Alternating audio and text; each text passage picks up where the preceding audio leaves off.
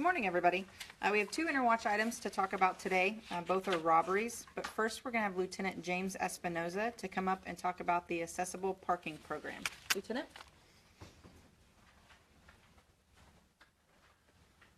Thank you. Good morning.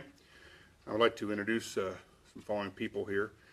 First is David Calvert, the chair of the Wichita-Sedgwick County Access Advisory Board, to my immediate left. Right left to him is Brian Kuhn, traffic engineer, and sitting over there in the peanut gallery is Sergeant Steve Yarberry. So thanks for coming today. I'm here today because the Wichita Police Department Accessible Parking Enforcement Program is looking for a few dedicated volunteers. Volunteers who give their time in the program will monitor parking lots, photographing violators who illegally park in marked handicap spaces without a handicap placard or license plate. Accessible parking enforcement volunteers also look for those who park on the adjacent lines, blocking, loading, or unloading access for vehicles carrying those with a physical impairment. Those who volunteer for this project are performing an important civic duty. It's an important duty and one that can be very rewarding. Those who would like to volunteer for the program must meet certain criteria, and these are a few of those. Must be 21 years of age, have a high school diploma or GED, pass a background check, must have a cell phone while volunteering, attend court hearings, and no history of mental instability.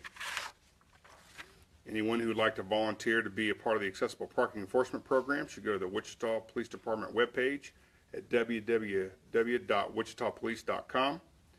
Click the About Us tab, then the Accessible Parking tab. You will have an opportunity then to read the requirement and history of the program, and then fill out an application at the bottom of the page. So everyone knows, a fine for this violation is $100. We are looking for 10 volunteers per bureau, so a total of 40 volunteers. So I'd like to introduce again David. If you have any comments about this program, I'll turn it over to you. Well, I've got the history of this program that has been successful in the past. We've made some modifications to it, have redone those modifications, and continue to take a look at it. I think we've made it too difficult for people to volunteer in the past, and we're working on fixing that. A lot of changes have been made, and the program is absolutely crucial to ensuring accessible parking for people with disabilities throughout this city. So I'm looking forward to the success of the program and appreciate the work the lieutenant has done on it, and the endorsement that the chief has done on it as well. Thank you. Thanks. Any questions? How long has this program been going on?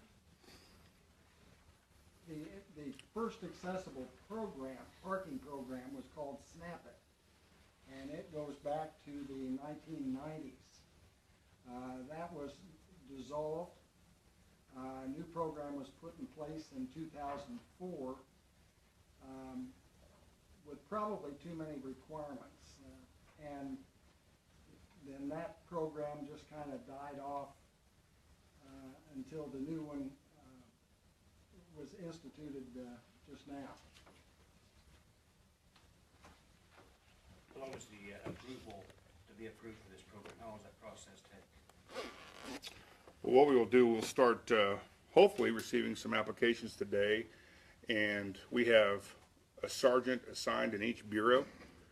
They will look at the applications, and then we will contact those folks for an interview as well, and talk to them about it. You know, why would they want to be a person who volunteers? We want people to be, have some common sense out here and make sure they're doing it right. There kind of is goes through several steps. Obviously, you have the volunteer, and then that violation and the paperwork goes to the sergeant, and the sergeant in that bureau actually is the one that issues the tickets. So it's a certified mail process that we use. We haven't really been able to change that. but we have been able to update, and I'm going to have an example of this for you. This is a Polaroid snap camera, and it doesn't take a SIM card or anything, but what it does is you snap the photo and it comes out of the side right there for them. In the past, we were using digital or Polaroids back in the, in 04 and before that, and then we went to a digital. Well, then they'd have to have ink for their printers, and I mean, it just seemed to be a kind of a hassle at times. So we want to really simplify things, and we think this is the way to do it.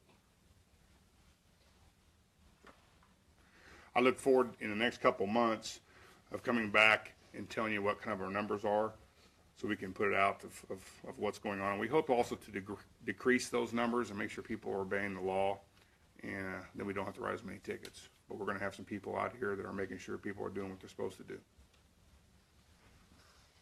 All right. Thank you, Sarge. Thank you for the gentleman that showed up today. Thank you very much.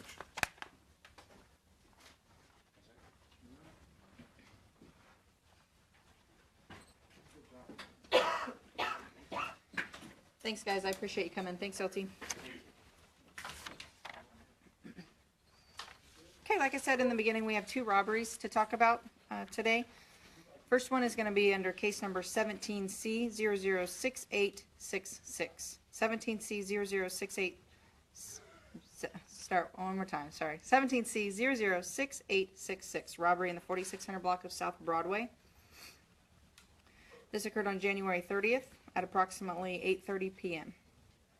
On January 30th at 8:30 p.m., 2 employees of the O'Reilly's Auto Parts, located in the 4600 block of South Broadway, reported that 2 unknown suspects entered the business armed with handguns and demanded money from the business. The suspects left with an undisclosed amount of money in an unknown direction from the business. These suspects are described as 1, a black male, 5'10", black bandana, black hooded sweatshirt, and jeans. Suspect 2 is a black male, approximately 6'1", blue bandana, black hooded sweatshirt, and jeans. If anyone has any information on this case, please contact Investigations or Crime Stoppers at 267-2111. Also, we want to mention that during the weekend briefing, we talked about the O'Reillys at 4800 East Lincoln, which was robbed on Saturday, the 28th at 8:05 p.m. This case was documented under 17C006361. The suspect description in that robbery was suspect 1, a black male in his 20s, 6'1", 230 pounds, wearing a black South Pole hooded sweatshirt, jeans, black shoes, and a blue bandana. And number 2, black male, 20s, 6'1", 230, wearing black sweatpants, a gray hooded sweatshirt, and a blue bandana. Obviously, these descriptions are similar, so we are looking at the potential of possibly the same suspects committing both of these robberies. But again, on either of these descriptions, if you recognize or know the individuals involved in this crime, you can always call Crime Stoppers 267-2111, remain anonymous, and be eligible for a cash reward. So, what's the incident report on the second case? What's the what? I'm sorry. Incident report on the second case. Case number 17C006361 is the O'Reillys in the 4800 block of East Lincoln. 6361.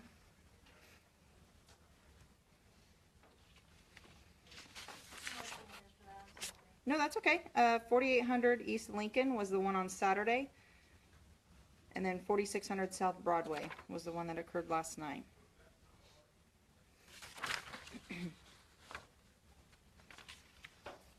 Okay, the next one is a robbery, case number 17C006871. 17C006871, a robbery that occurred in the 2000 block of South Seneca. This occurred on January 30th at approximately 9:05 p.m. On January 30th at approximately 9:05 p.m., an employee reports an unknown suspect coming into Lalo's Taco Express in the 2000 block of South Seneca, armed with a handgun, and demanded money from the business. The suspect left with an undisclosed amount of money. The suspect description was a 45-year-old white male, wearing a gray and white plaid shirt. Officers located a 44-year-old male matching the description in the area shortly after the call came out. The suspect was detained and found to be in possession of illegal drugs and had warrants from numerous other counties, including one for kidnapping. The suspect was booked for his drugs, obstruct, and then his warrants from the other counties. Right now, the robbery case is still open and remains under investigation. Do we know where that kidnapping charge was? Which one? No, another county in Kansas. It was not local.